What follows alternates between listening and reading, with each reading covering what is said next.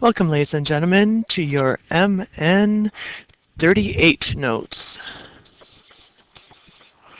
where we're going to talk about the area of triangles and quadrilaterals. Now, this is actually an activity, but I have to just give you a little bit of a heads up on some of the formulas. The directions say find the area and perimeter of each figure, so you're not only finding the area, but you are finding the perimeter. You're going to have to measure, yes, with a ruler, all sides to the nearest tenth of a centimeter, not inches, to the nearest tenth, 1 decimal place of a centimeter.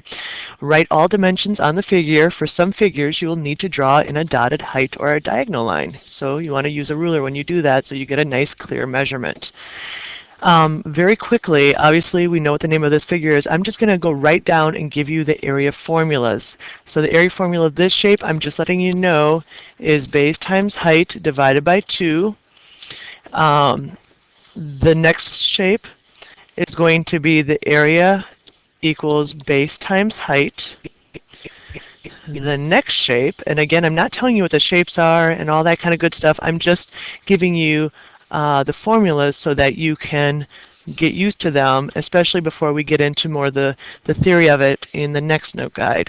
So number 3, I'm not going to tell you what the shape is, but the formula is base 1 plus base 2 divided by 2. So you average your bases, and then you multiply it by the height.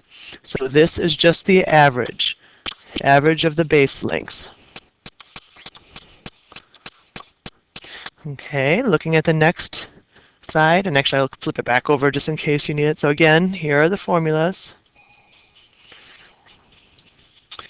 This next shape up here is area equals base times height. We're going to have all sorts of interruptions now because the bell rang. The area formula for this shape, and I'm going to tell you, this one is a kite. Why am I telling you it? Because there was some sort of weird transformation here that happened when I switched over to a smartboard figure, but this is your diagonal of the kite, and this is your other diagonal of the kite. But the area formula for the kite is diagonal 1 times diagonal 2 divided by 2. Another way to do it, if the formula gets confusing, is to just cut it up into triangles and find the area of each of those triangles.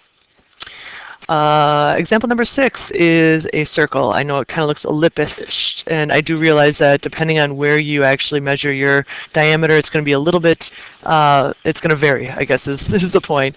But the area formula for a circle is pi times radius squared. The circumference, which is the circle's version of perimeter, is 2 pi r, or I actually just say pi times diameter, just to kind of keep it simple. This last one is a triangle, and I just want to let you know it should have a right angle right here.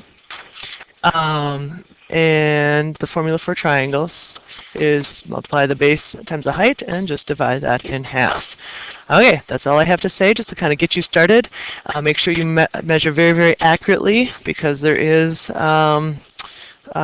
correct answers, even though there's going to be some variation in them. Good luck. Thanks.